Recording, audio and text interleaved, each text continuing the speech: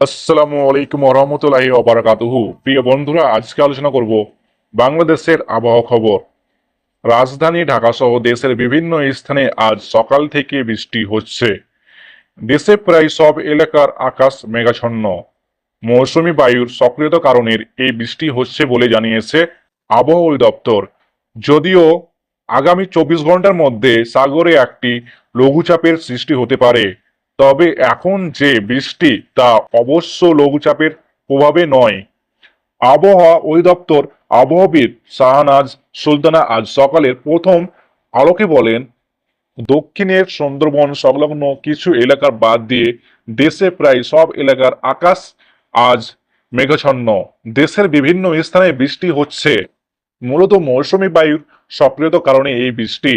গত 4 দিন দেশে তেমন বৃষ্টি হয়নি, সামান্য বৃষ্টি হয়েছিল রংপুর বিভাগে।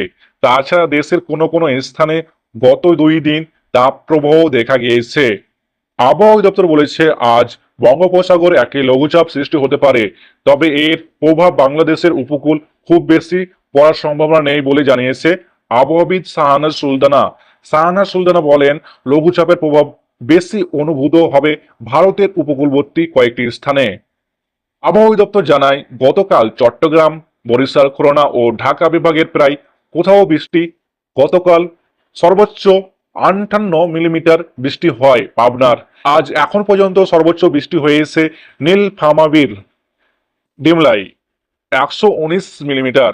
রাজধানীতে যা বৃষ্টি হয়েছে তা সামান্য বলে জানিয়েছে আবহাওয়াবিদ শাহনাজ সুলতানা।